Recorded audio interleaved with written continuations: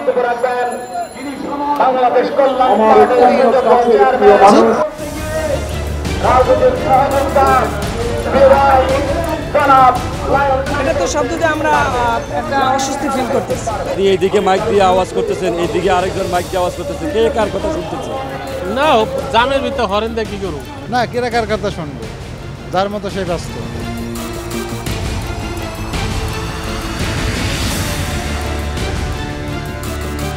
এটি জাতীয় প্রেস ক্লাবের সামনের রাস্তার চিত্র। নানা দাবি দাওয়া নিয়ে প্রতিদিন সকাল থেকে বিকেল পর্যন্ত এখানে এভাবেই চলে মানববন্ধন, অনশন কিংবা বিক্ষোভ।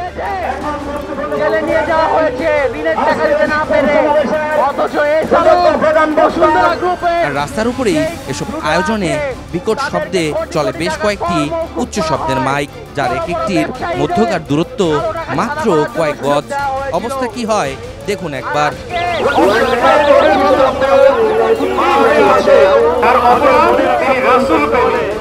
বুঝে আসে না এখানে কে শুনে কার কথা। চলুন একটু পরীক্ষা করে দেখা যাক।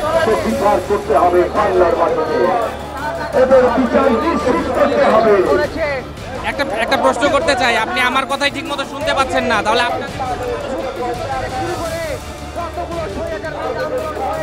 আসলে কি বলবো, সেটা প্রোগ্রাম এখন বুঝে নিই তো, দুই প্রোগ্রামের মাঝখানে থেকে আপনি শর্টে নিতেছেন, তো এখন এই জায়গায় তো সাউন্ড আপনি সমন্বয় করতে পারতেছেন না।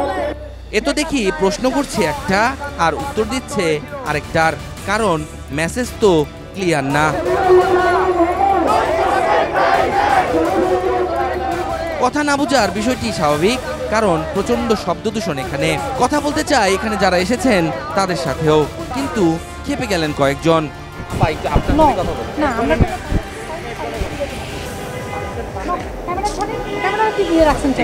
ক্যামেরা নেবে না, নেবে না, নেবে না, নেবে না। আমরা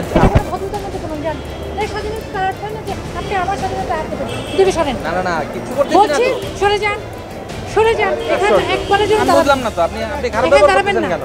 আপনি এখানে এসে কথা বলতেছেন কেন? আমি কথা বলে আপনি কথা বলতেছেন কেন? আমি আপনার সাথে কথা বলে আচ্ছা আচ্ছা। আমাদের দাবিটা হচ্ছে, আমরা হচ্ছে বাংলাদেশ, আপনার সোনার বাংলাদেশ। এই দেশে হচ্ছে মাজারপন্থীরাও থাকবে, আপনার মন্দিরপন্থীরাও থাকবে, গির্জাপন্থীরাও থাকবে। এই দেশ স্বাধীন দেশ। ঢাকা মহানগর দক্ষিণের যুগ্ম সাধারণ সম্পাদক হিসাবে আমার দলের প্রোগ্রাম আজকে এই জন্যই আসা আমার। এ পথের অফিসগামী যাত্রীরা বলছেন, দাবি আদায়ের জন্য এ সকল কর্মসূচি যদি রাস্তায় না করে একটু শৃঙ্খলায় আনা যেত তাহলে অনেকটাই ভালো হতো। আসলে এখানে এত পরিমাণ সাউন্ড পলিউশন যে কোনো কিছু বোঝারই উপায় নাই, শুধু চেয়ে দেখা ছাড়া আর কোনো কিছুই সম্ভব না। বাচ্চাদের জন্য বা বয়স্ক যারা আছে, আমরা যারা আছি ফোনেও তো কথা বলতে পারতেছি না, বা আমি যদি কারোর সাথে কথা বলি সেটাও ঠিক মতো বোঝা যাচ্ছে না যে সে কি বলতেছে বা আমি কি বলতেছি। রাস্তায় কোনো দাবি আদায় না করে টেবিলে বসুন, এবং টেবিলে হচ্ছে আপনার সমাধান। এই যে শব্দ দূষণ, এটা জাতির জন্য, স্বাস্থ্যের জন্য খুবই ক্ষতিকর। এটা আইনগতভাবেও কিন্তু এটা পাবলিক নুইসেন্স এর পর্যায়ে পড়ে। আমাদের দেশে যে প্রচলিত আইন আছে টর্ট আইন, যদিও প্রয়োগ নাই, কিন্তু এটা পাবলিক নুইসেন্সের পর্যায়ে পড়ে। আসলে তাদের দাবি দেওয়া নিয়মতান্ত্রিক উপায়ে সংশ্লিষ্ট দপ্তরে লিখিত আকারে পেশ করার জন্য আমরা দাবি জানাই নাগরিকদের পক্ষ থেকে। শুধু তাই নয়, রাস্তাটির ঠিক উল্টো পাশে কয়েক গজ দূরেই আছে বিশেষায়িত হাসপাতাল। রোগীরাও এই রাস্তাটি ধরেই চলাচল করেন। তাছাড়া পাশেই আছে সচিবালয়। বিকট শব্দ দূষণের শব্দ যেন ঢুকে পড়ে সেখানেও। আমার বাইপাস করা 14 দিন আগে বাইপাস করছে, সুস্থ না। রুগী নিয়ে আসলে মাইকের সাউন্ড কানে আসলে অনেক সময় সমস্যা হয়। রুগী ছাড়াও মানুষেরও, স্বাভাবিক মানুষেরও কিছুটা সমস্যা হয় এবং যানজটে তৈরি হয়। যে এইসব প্রতিবাদ নিয়ে দাঁড়াচ্ছে, যানজট হয়, এটা ইমার্জেন্সি রোগীদের জন্য কষ্টকর, এবং অনেক সময় দেখা যায় রাস্তা যাতায়াতের জন্য কষ্টকর। শোনা উচিত, প্রত্যেকের কথা সাজেশন মানা উচিত। আপনারা যেটা বলতেছেন এটা আমাদের মানা উচিত। আপনার তো ভালো একটা দিক দেখাই দিতেছেন। আমরা জনগণ নাই, আমরা মানি না, কারণ এখানে যে শব্দ দূষণ হবে এটা সবাই জানে, কিন্তু এই জিনিসটাকে এখানে তো সরাই অন্যত্র, যেখানে কোলাহল মুক্ত বা হাসপাতাল মুক্ত বা যেখানে অফিস আদালত নাই, সেমন জায়গায় এটাকে ট্রান্সফার করে নিলেই আমার মনে হয় শব্দ দূষণটা পরিপাটি হবে। সামনের রাস্তাটিতেও প্রতি 5 মিনিট পর পর লেগে যায় জটলা। চালকরা শুরু করেন হর্ন যুদ্ধ।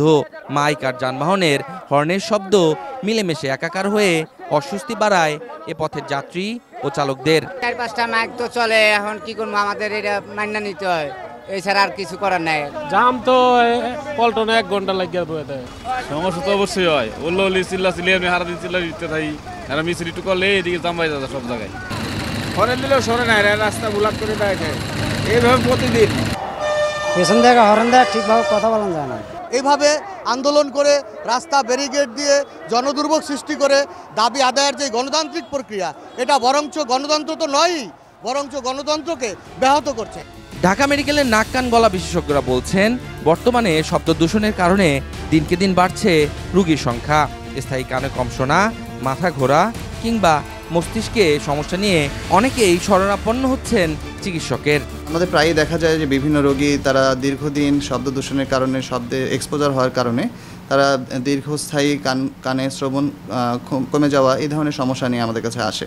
তখন আমরা তাদের কান পরীক্ষা করে দেখি যে যেটাকে আমরা সেন্সরি নিউরাল হিয়ারিং লস বলি, সেই ধরনের শ্রবণ ক্ষমতা হ্রাস তাদের মধ্যে পাওয়া যায়। এবং এগুলো যখন আমরা ল্যাবে পরীক্ষা করতে পাঠাই, যেটাকে আমাদের পিওর টোন অডিওমেট্রি বলে, তখন দেখা যায় যে তাদের কানে দীর্ঘমেয়াদী এই শ্রবণ এবং শব্দ দূষণের কারণে তাদের শ্রবণ ক্ষমতা হ্রাস পেয়েছে। তো এটা দিন দিন বেড়ে চলেছে এবং খুবই একটা অ্যালার্মিং অবস্থায় আমাদের দেশের মানুষ এখন আছে। এ সময় শব্দ দূষণ নিয়ে আরও কঠোর আইন করার পাশাপাশি সবাইকে সচেতন হতে পরামর্শ দেন তিনি। বলেন, বিভিন্ন দাবি দাওয়া নিয়ে সমাবেশ করার ক্ষেত্রে নির্দিষ্ট এলাকাকে বেছে নিতে হবে, যাতে মাইকের শব্দে অন্যরা ক্ষতিগ্রস্ত না হয়। এখন দেখা যাচ্ছে বিভিন্ন শ্রেণী পেশার মানুষ তাদের বিভিন্ন দাবি দেওয়া, সেটা যৌক্তিক বা অযৌক্তিক যেটাই হোক না কেন, সেটা নিয়ে বিভিন্ন জায়গায় মানে কোনো নিয়ম নীতি তোয়াক্কা না করে তারা আন্দোলন করে যাচ্ছে। তো আমাদের দাবি দাওয়াগুলো তখনই ফলপ্রসূ হবে, সঠিক হবে বা গ্রহণযোগ্য হবে যখন আমরা এটার মাধ্যমে নিজেদের দাবি দাবাটা পেশ করতে পারবো, কিন্তু অন্যরা এর দ্বারা কোনো ক্ষতিগ্রস্ত হবে না। বাংলাদেশে শব্দ দূষণ নিয়ন্ত্রণ বিধিমালায় স্পষ্ট বলা আছে কোন এলাকায় দিনের কোন সময়ে কি ধরনের শব্দ দূষণ করা আইনত দণ্ডনীয় অপরাধ। কিন্তু কে শোনে কার কথা?